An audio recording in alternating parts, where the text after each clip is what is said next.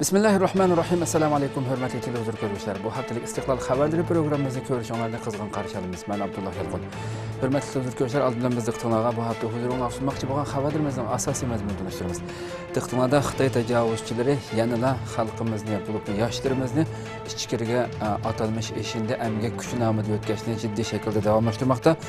Bu yilning 5 yilda dastlabki 3 oyda 28 mingdan ko'p yoshlarimizni yo'tkigan bu nomda ishkirga o'tkazilgan bunun ichida 4752 nafar kishi. Shunday qildiqda Erdo'g'an musulmonlarga birlik chaqiriqi qildi nomli xabarimiz bo'ldi. Turkiya Cumhuriyet Reisi Erdo'g'an Türkiye Dini İşler İdaresi o'rlashtirgan Mavlud hafsi faoliyatiga qatnashib, musulmonlar duch kelayotgan tahdidlarni tilga oldi. Shunday qilib butun musulmonlarning birlashishi haqida chaqiriq qildi. Şundaqla xabarimizda Amerikadan Xitoyga qarshi cho'ng bir qadam mavzuli xabarimiz.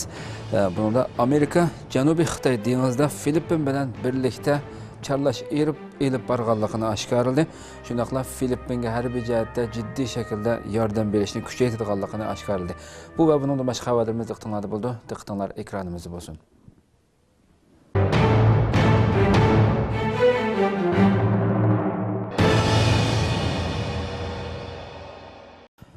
Xalqaro Turkiston qurultiyi o'tkazildi. Xalqaro Turkistonliklar hamkorlik jamiyatining o'rinlashtirishi bilan 2-navbatlik Turkiston qurultiyi Istanbulda o'tkazildi. Xalqaro Turkistonliklar hamkorlik jamiyatining o'rinlashtirishi bilan 1916-yilda qo'zg'algan va Buyuk Turkiston qatliamining 100 yilligi temasida 2-navbatlik Turkiston qurultiyi Istanbulda o'tkazildi. Sharq Turkiston ma'rif va hamkorlik jamiyati bu qurultayga qatnashdi va Sharq Turkiston haqida ilmiy dokument berdi. Bu navbatlik qurultay 17-18 aprel kunlari İstanbulning Bog'chilar shaharlik hukumati yoshlar markazida o'tkazildi. Yig'inga Turkiyada faoliyat olib berayotgan Turkiston tashkilotlarining vakillari, Turkiya va boshqa davlatlardan kelgan turkistonlik akademiklar, muxbirlar va yozuvchilar qatnashdi. Yig'in Qur'oni Karim tilovati bilan boshlandi. Turkiston darining raisi Burhan Kavuncu, Bog'chilar shaharlik hukumatining boshlig'i Loqman Chag'irji va Kastamonu universitetining mudiri professor doktor Seyit Aydin qatorliqlar echilish nutqi so'zildi. Burhan Kavuncu 1916-yili Turkistonda yuz bergan qirg'inchilikning tarixdagi eng cho'ng yaralardan biri ekanligini ta'kidladi va bu qirg'inchilikning oldi-keyindagi ahvollar ustida to'xtaldi. Loqman Chag'irji 21-asrda madaniyat va taraqqiyotdan so'z ochib yurgan davlatlarning borligini, lekin zulmning davom qilayotganligini, qon va ko'z yoshning to'kilayotganligini bildirib, bularning 90%ning islom dunyosida yuz berayotganligining ichinishli bir ahvol ekanligini aytdi. Professor doktor Seyit Aydin bu cho'ng qirg'inchilikni Turkiya va islom dunyosining xotirlashi va xotirlatib kun tartibga elib kelishining muhim ekanligini ta'kidlab o'tdi. Sharq Turkiston ma'rif va hamkorlik jamiyati bu yig'inga ishtirok qildi. Jamiyat raisi Hidoyatullo O'g'izxon boshchiligidagi bir hay'at yig'inning ochilishiga qatnashdi. 2 kunlik yig'in 7 bo'lakka bo'linib elib berildi. Yig'inning 2-chi kuni tushdan keyin Sharq Turkiston ma'rif va hamkorlik jamiyatining bosh kotibi Abdulahad Abdurahman Sharq Turkistonning Xitoy ishg'oliga tushib qilishi degan temada dokument berdi.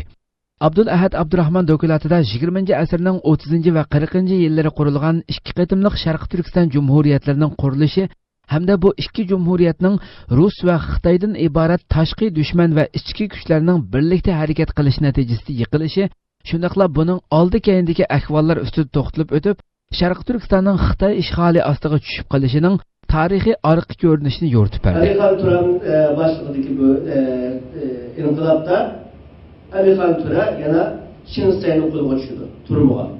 Tashlandi va turmada 4 yil qiyin qisqartirib turdi. Oxirida nurg'unga Rossiyaning aralashishi bilan Alihan Turanni qo'yib tushunsa va tekrar inqiloblarning boshiga o'tdi. 1944-yili tek ikkinchi Sharq Turkiston Cumhuriyeti qurdi. Xitoy shaharlarida Uyg'urlarga yotoq bergan mehmonxonalarning jazolanganligi oshkorlandi. Xitoy Sharq Turkistonda atalmish Millatlar Ittifoqligi safsatisini davron selayotgan bir sharoitda Xitoy o'lkalarida Uyg'urlarga yotoq bermaslikning tuzumlashganligi va buningga xiloflik qilguvchilarning jazolanganligi oshkorlandi. Xitoy Sharq Turkistonda Millatlar Ittifoqligi safsatisini davron selayotgan bir sharoitda Xitoy o'lkalarida Uyg'urlarga yotoq berish rad qilingan qisqa filmlar tarqalishga boshladi. Uyg'urlarga yotoq bermaslikning tuzumlashganligi va buningga xiloflik qilguvchilarning jazolanganligi oshkorlandi. Xitoyning ma'lum bir shahridagi mehmonxonaning kutib olish zalida yonfundi tortib olingan qisqa filmda Şinjanlıqlarga yataq bergan mehmonxonalarning jazolanganligi oshkorlandi. Bu filmda bir mehmonxona xodim bilan bir necha xaridor orasidagi dialog berilgan. Filmda boshdan oxir mehmonxona xodimining surati chiqqan bo'lib, u Şinjanlıqlarga yataq berishga bo'lmaydiganligini qayta aytadi. Xaridorlar nima uchun deb so'rab turib olganda, ularga boshqarish tizimi bo'shroq boshqa mehmonxonalarga chiqib beqishni aytadi. Oxirida bo'lsa, agar yataq ichib bersa jazolanganligini oshkorlaydi. Mehmonxona xodimi izchil intayin qo'pol muomalada bo'ldi. Xitoyning o'lkalarida Uyg'urlarni yaklaydigan, ulardan ehtiyot qiladigan turli yerlik siyosat belgilamalar o'tirg'i chiqmoqda. Yuqorida ko'rinishlarning oshkorlanishi tunji qatimliq ish emas. Bu filmdagi mehmonxona xodimining so'zlaridan Xitoylarning ehtiyot qilib emas, balki doirlarning jazolaridan qo'rqib yotoq bermaydiganligini ko'rib olg'ili bo'ldi. Xitoy Sharq Turkistonda hadab atalmish Millatlar Ittifoqligi tashviqoti elib berib, Uyg'urlarni ko'chman Xitoylar bilan chiqishib o'tishga ko'ndirmoqda. Buning aksicha Xitoy axboroti va Xitoy o'lkalarida qasddan Uyg'urlarning yomon obrazlarini bozorga selib, vahima paydo qilib keldi. Bu xil ahvol Xitoyning ikki yuzlamachilik siyosatini oshkorlab qo'ymoqda.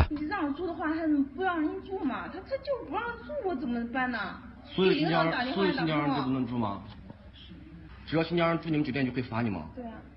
这地区啥地区？我查一下。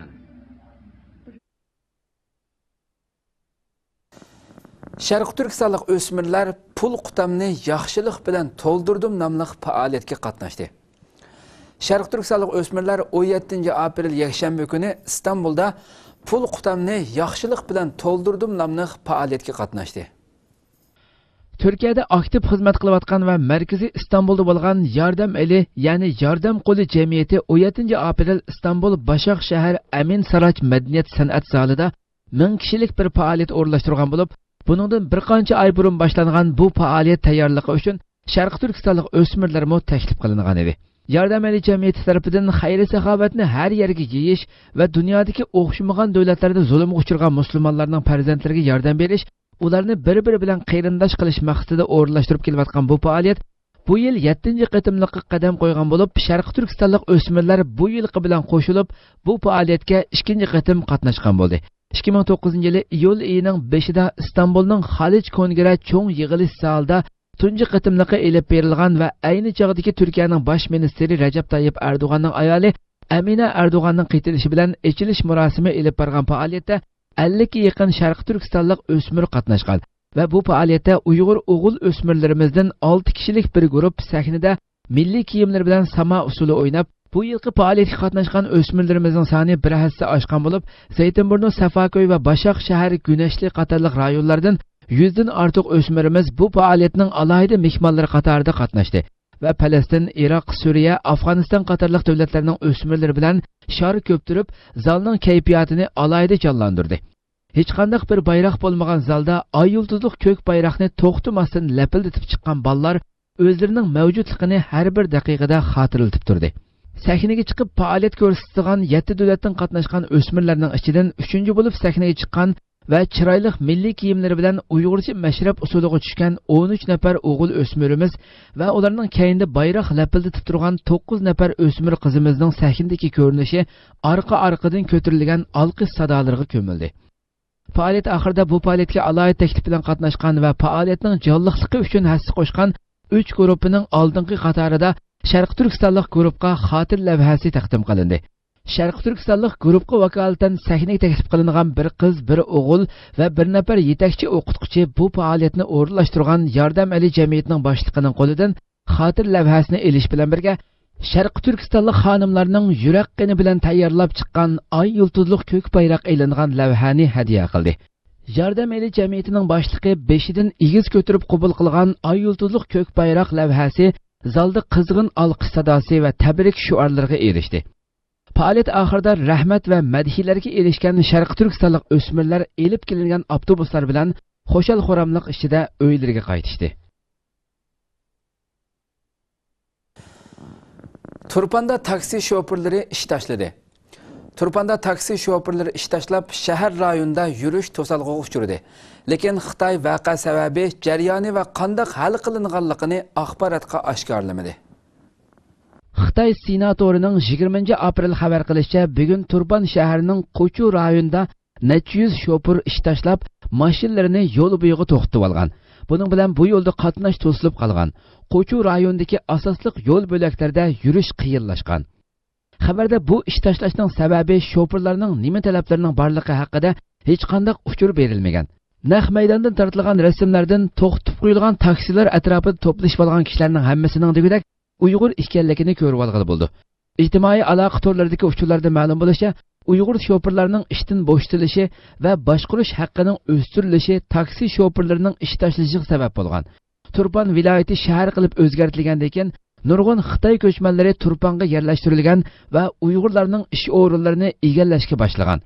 Egilishicha Turpandagi taksi shofirlarining oz bir qismi tungan bo'lgandan boshqa ko'pinchilari Uyg'urlar ekan. Xitoyda bo'libmi Sharqi Turkistonda so'z ifodalash erkinligi qattiq ta'qib ostiga ilingan bo'lib, tinch shaklda norozilikni ifodalash harakatlarimi zo'ravonlik nomida bostirildi. Ommaviy taratqulardagi ba'zi inkoslarda bu shofirlarning oqibatiga bo'lgan andishalar ifodalandi. Dehqon rassomlarning seliqi texmo ko'paydi. Xitoy ishg'olchilari Sharq Turkistonda atalmış Millatlar İttifaqligi taraqqiyot yili faoliyatini yo'l qo'ygandan buyon dehqon rassomlarning tashviqot rasmi sizish yuki texmo ig'irlashishga boshladi. Xitoy 33 yildan buyon Sharq Turkistonda atalmış Millatlar İttifaqligi nomida tashviqot elib berayotgan bo'lsa-mu, lekin bu yil 28 mart Sharq Turkistondagi Xitoy partikomi yig'in ochib, atalmış Millatlar İttifaqligi taraqqiyot yili faoliyatini boshlagan edi. Bunun bilan aslida butkul rayonni qoplagan qizil tashviqot texmo avj oldi. Xitoy dehqon rassomlarini qizil tashviqot rasmlarini chizishga selib, hatto maxsus musobaqa ko'rgazmalarni o'tkazib kelgan edi. Bu faoliyat yo'li qo'yilgandan keyin dehqon rassomlarni tashviqot rasmi chizishga selish qaytadan jonlangan edi. Tangritog' to'rining xabar qilishicha, bu faoliyat qanot yaydirilgandan buyon Kalpin noyisi 50 dan ko'proq dehqon rassomni tashkillab, har qaysi yezi bozor mahallarining madaniyat tema nomidagi tashviqot sahnalariga Millatlar Ittifoqligi temasida rasm chizdirgan. Lekin Xitoy Sharq Turkistonda hadab Uyg'urlarga Millatlar Ittifoqligi tashviqoti elib berayotgan vaqtda ijtimoiy aloqa vositalarida Xitoyning shaharlarida Uyg'urlarni mehmonxonaga kirgizmagan sin ko'rinishlar oshkorlanib, xilma-xil norozilik inkoslarini qo'zg'amoqda. Xotan nahiyasidan 3 oyda 28 mingdan ortiq emgak kuchi yo'tkalgan. Xotan nahiyasida bu yil kirib 3 oy ichida 28641 odam atalmış eşindi emgak kuchi nomida yo'tkalgan bo'lib, buning ichida 4752 odam Xitoy o'lkalariga yo'tkalgan. Nur to'rining 19 aprel xabar qilishicha, Xotan nahiyasi birinchi faslda 28641 odam qitim emgak kuchini yo'tkab, bu yillik vazifaning 37,6%ni o'rinlab, bulturning shu mezgildagidan 16,7% oshirgan. Buning ichida viloyat ichida 19133 odam qitim emgak kuchlari yo'tkalgan bo'lib, rayon ichida 4756 odam qitim emgak kuchlari yo'tkalgan. Ichkiri o'lkalarga 4752 odam qitim emgak kuchlari yo'tkalgan. Xabar mazmunidan qaraganda, emgak kuchlarini yo'tkashning davomlashadiganligini vazifa to'liq o'rinlansa, yil oxirigacha Xotan nahiyasidan taxminan 80 mingdan ortiq odamning eshindi emgak kuchi nomida yo'tkildiganligini ko'rib olg'ili bo'ldi. Xitoyning Baidu to'rida Xotan nahiyasining nupusi 270 ming deb berilgan. Buningdan bir yil ichida nahiya nupusining 3dan 1ning yo'tkildiganligini bilib olg'ili bo'ladi. Xitoyning eshindi emgak kuchi nomida Uyg'ur yoshlarini Xitoy o'lkalariga yo'tkishi Uyg'ur kuzatuvchilar va faoliyatchilarning diqqatini tortib kelgan nuqtalarning biri. Xitoy Uyg'urlarni atalmış eshindi emgak kuchi deb Xitoy o'lkalariga yo'tkaydi. Lekin Xitoydan yiliga necha million ishlamchi Sharq Turkistonga keldi. Ularning ba'zilari borgan joylarda makonlashib qoladi.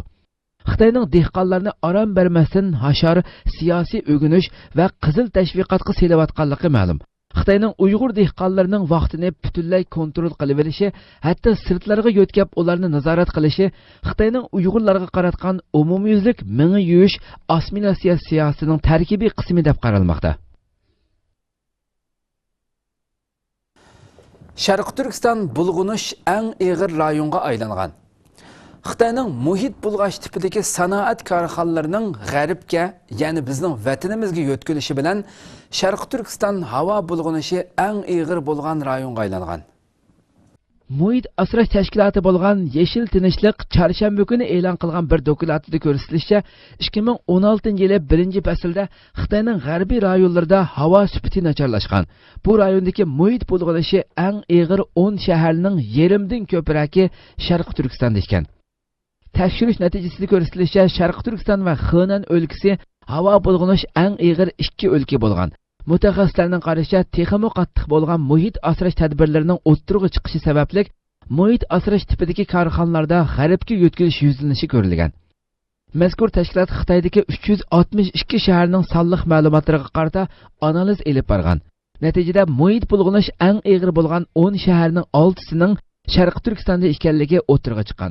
Havo bulg'anishi eng nachar bo'lgani Qashqar shahri bo'lib, Urumchi, Xotan va Otishmo oldingi 10 ning ichiga kirgizilgan. Yeshil Tinchlikning bildirishicha, Beijing doiralari sharqiy qismda bulg'anishning oldini oldigan nurg'un cheklimlarni o'ttirg'i chiqargan. Bu sababli muhitni og'ir darajada bulg'aydigan sanoatlar o'ttira va g'arbiy qismdagi cheklash belgilamalari bo'lmagan rayonlarga yo'tkalgan. Xitoyning Sharq Turkistonda atom bombasi siniqi elib berishi sababli ekologiyaning buzg'unchilikqa uchrashi Uyg'urlar norozi bo'lib kelayotgan ishlarning biri. Yaqinda buyon Sharq Turkistonning janubida Xitoy doiralarining xohlagancha daraxt kesib, muhitga og'ir buzg'unchilik qilayotganligi oshkorlanmoqda. Turkiya universitetlarida Sharq Turkiston temasida dokument berish yig'ini o'tkazildi. Turkiyaning İzmir Universiteti va Gümüşhane universitetlarida Sharq Turkiston temasida dokument berish yig'ini ochildi. 14 aprel payshanba İzmir Üniversitesi Diplomatiya klubida Sharq Turkiston masalasi temasida ilmiy muhokama yig'ini ochildi. Yig'inda Aga Universiteti Turk dunyosi tadqiqot markazidan professor doktor Olimjon Inoyat Sharq Turkistonning rayonlik siyosat va rayonlik madaniyati tutgan o'rni degan temada, Anqara Universiteti Til va tarix geografiya fakultetidan dotsent doktor Erkin Ahmad Sharq Turkiston masalasi va Turkiya-Xitoy munosabatlari degan temada ilmiy dokument berdi.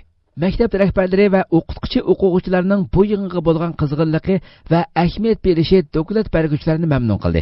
4-yilning 18-kuni Turkiyaning sharqiy shimoliga joylashgan Gümüşhane shahridagi Gümüşhane universitetida yuksalayotgan Xitoy va Sharq Turkiston masalasi temasida dokument berish yig'ini o'tkazildi. Yig'inga Gümüşhane universiteti mas'ullari, har qaysi fakultetlarning modellari, o'qituvchi va o'quvchilar, siyosiy partiya mas'ullari va ommaviy tashkilot mas'ullaridan bo'lib 400 atrofidagi kishi qatnashdi. Hacettepe Üniversitesi o'qituvchisi doktor Erkin Akram yuksalayotgan Xitoy va Sharq Turkiston masalasi mavzuliq dokumentida taraqqiy qilayotgan Xitoyda Uyg'ur diyorining strategik ahamiyati va Xitoyning Uyg'urlarga elib berayotgan besim siyosati to'g'risida ma'lumot berdi. U Xitoyning ig'ir besim siyosati elib berishidagi eng muhim sabablardan birining Sharq Turkistonning strategik qimmatining yuqori ekanligini ta'kidladi. Egilishicha, burun Uyg'urlarga universitetlardagi til, tarix va adabiyot kasblarida o'qiydigan o'quvchilar ko'proq qiziqadigan bo'lib, hozir bo'lsa xalqaro munosabat, iqtisod, idora boshqarishga o'xshash kasblardagi o'quvchilarimo Uyg'ur masalasiga qiziqmoqda ekan.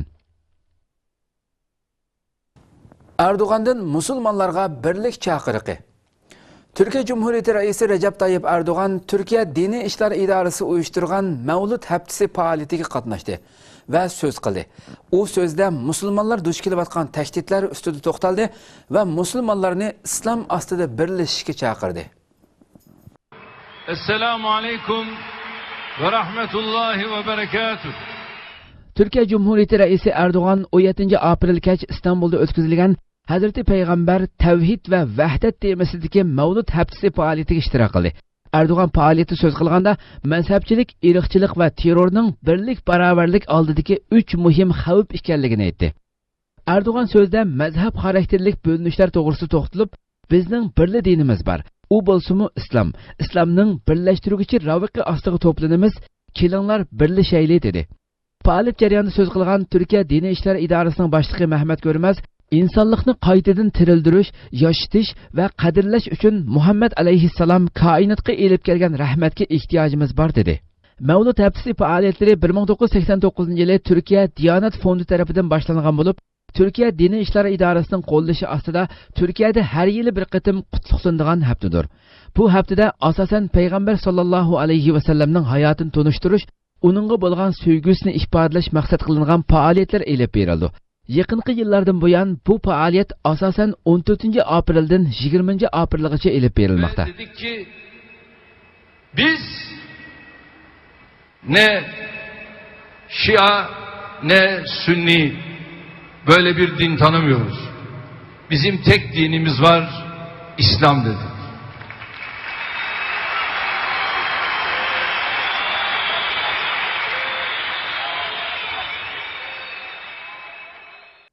Yüzlügen musafir O'rta dengizda qazoga uchradi. Çarşamba günü Birleşken Milletler Teşkilatı Musafirlar Mahkemesi ifade bildirip 16 aprel yüz bergen hadisede 500 ga yaqin kişinin O'rta dengizda qazoga uchirganligini dalilladi. Dushanba kuni Italiya amaldorlari necha yuz musafirning O'rta dengizda qazoga uchirganligini aytgan. Çarşamba kuni Birleşken Milletler Teşkilatı Musafirlar Mahkemesi ifade bildirip erişilgan sonliq ma'lumotlarga asoslanganda 16 aprel yuz bergan bir hodisada 500 ga yaqin kishining O'rta dengizda qazoga uchirganligini dalilladi. 41 kishi qutqizilgan bo'lib, ular Somali, Efiopiya va Sudan qatorliq davlatlardan kelgan ekan. Bu kishilardan ilingan ma'lumotlarga asoslanganda ular bir koni kemiga o'ltirib, Liviyaning Tobruk portidan Yevropaga qarab mangan. Kemida odam bek ko'p bo'lib, yo'lga chiqib necha soatdan keyin o'rilib ketgan. Xalqaro musofirlar tashkilotining ma'lumotlariga asoslanganda, bu yil 1-oydan 4-oygacha 700 dan ko'p odam Liviyadan yo'lga chiqib, O'rta dengiz orqali Yevropaga berish safarida hayotidan ayrilgan. 179 ming kishi Yevropaga yetib kelgan bo'lib, ko'p qismi Gretsiyaga kelgan. Balkan quruqliq liniyasi taqib etilgandan keyin dengiz orqali Yevropaga kelganlarning soni ko'paygan. Italiya dengiz sahili soqchilari bu yilning oldingi 3 oyida O'rta dengizda 16 mingdan ortiq musofirni qutqizgan. Amerika va Saudiya Arabiston munosabatlarida surkilish. Amerika prezidenti Obama Saudiya Arabistonga ziyoratga keldi. Podshoh Salman uni qarshi olish uchun aerodromga chiqmadi. Ikki davlat munosabati axborotdagi qiziq nuqtalarning biriga aylandi. Xalqaro matbuotlar Obamaning Riyodga bo'lgan 2 kunlik ziyoratining Amerika Iran bilan munosabatini taraqqiy qildirayotgan bir vaqtga to'g'ri kelganligiga, shuning bilan birga Amerika 11-sentabr voqeasini tekshirish komiteti ilgari oshkorlamagan bir qo'shimcha hujjatning Amerika jamoat fikrining qiziq nuqtasiga aylanganligiga diqqat qildi. 20 aprel Obama Riyodga yetib kelgan aerodromda uni Riyod valisi va Saudiya tashqi ishlar ministri qarshi olgan. Podshoh Salmanning bundan burun nurg'un davlat rahbarlarini aerodromga berib kutib olganligi, lekin bu qitim bormaganligi diqqat tortdi. Paris qo'ltiqi tadqiqot markazining tadqiqotchisi Mustafa Alanining bildirishicha, to'van darajalik amaldorning Obamani kutib olishga o'rinlashtirishi Saudiyaning Obamaga bo'lgan ishonchining to'vanlaganligini ko'rsatib berdi ekan. Taratqular Amerika bilan Saudiya Arabistonining yaqin do'stlik munosabatining bundan keyingi taraqqiyotiga diqqat qildi. London Podshoh institutining jamiyatshunosi Madavi Al-Rashidning qarashicha, Amerika bilan Saudiyaning manfaati qarama-qarshi yo'lga bormoqda ekan. Obama O'rta Sharqda ko'p qutblashgan bir necha rayonlik cho'ng davlat rolini bo'lishadigan siyosiy tartibni ishga oshirishni umid qildi ekan. Saudiya bo'lsa, o'zining rayon hukmronligini davomlashtirishni xohlaydi ekan. Riyodga nisbatan aytganda, Obama hozirga qadar Saudiyaning O'rta Sharq hukmroni bo'lish orzusiga jang e'lon qilgan birdan-bir Amerika prezidenti ekan. Bir qism mutaxassislarning qarashicha, Saudiya Arabiston Obamaning Iran bilan O'rta Sharqni bo'lishish talabiga kuchlik norozi ekan. Obama çarşamba kuni Podshoh Salman bilan uchrashish olib borgan. Ikki taraf keng qo'rsoq usullar bilan rayonlar orasidagi to'qinishlarni pasaytirishga qo'shilgan. Payshanba kuni Obama Paris qo'ltiqi davlatlari kengashiga qatnashib, O'rta Sharq rayon to'qinishiga taqobil turish siyosatlari ustida muzokara olib borgan. Amerikadan Xitoyga qarshi cho'ng bir qadam. Amerika Janubiy Xitoy dengizida Filippin bilan birlikda chorlash elib berayotganligini oshkorladi. Shuning bilan birga Filippinga bo'lgan harbiy yordamini kuchaytirganligini bildirdi. Amerika Mudofaa ministri Ashton Carter Filippin Mudofaa ministri Gazman bilan birlikda o'tkazgan muxbirlarni kutib olish yig'inida Amerikaning 300 askarning bu oyning oxirigacha Filippinda qolganligini bildirdi. Amerika Filippinga askar avatish qitim sonini ko'paytirib, harbiy mashq va bu rayondagi harbiy faoliyatlarni qo'llashni kuchaytirgan. Buningdan bir necha kun burun Filippinning Xitoy turishliq bosh elchisi Amerikaga chaqiriq qilib, Xitoyni talash tartishliq Scarborough arli atrofida qurilish elib bormaslikka nasihat qilishni talab qilgan. O'tgan hafta Amerika Mudofaa ministrligi Filippinga $40 million harbiy yordam ta'minlab, istixborot almashtirish, razvedka va dengizni chorlashni kuchaytirganligini bildirgan edi. İgilnişçe Amerika 5 o'rindagi Filippin harbiy bazasiga Amerika armiyasining xodimlarini turg'izib, harbiy mashq va boshqa vazifalarni ijro qilishga yordamlashadi ekan. 15 aprel juma kuni Amerika mudofaa ministri Carter Janubiy Xitoy dengizidagi Amerika aviamatkasiga chiqqan. Xitoy buningga qarata Xitoy harbiy ishlar komitetining muavin raisi Fan Changlongning yaqinda Janubiy Xitoy dengizidagi orollarda tekshirish elib borganligini oshkorladi. Tayvan va Xitoy orasida adliya huquqiy jiddiychiligi. Tayvan vakillar o'miki Keniya Xitoyga qaytarib bergan tayvanlik gumondorlarning masalasini muzokara qilish uchun Xitoyga keldi. 10 kishilik Tayvan vakillar o'miki 20 aprel Keniya Xitoyga qaytarib bergan tayvanlik gumondorlarning masalasini muzokara qilish uchun Beijingga kelgan. Tayvan Markaziy agentligining xabar qilishicha, bu o'mak Tayvan Qonun ishlari ministrligi, Jinoiy ishlar idorasi, Tayvan Xitoy komiteti qatorliq organlarning vakillaridan tashkil topgan. Bu o'mak Xitoy bilan Keniya dilosi, Malayziya dilosi va ikki tarafning jinoyatlarga o'rtaq zarb berish qatorliq masalalar ustida kengash olib bordi ekan. Keniya telegraf aldamchiligiga chetilib qolgan 45 nafar tayvanlikni Xitoyga qaytarib bergandan keyin Xitoy va Tayvan orasida bu masalani ko'rdab jiddiychilik shakllandi.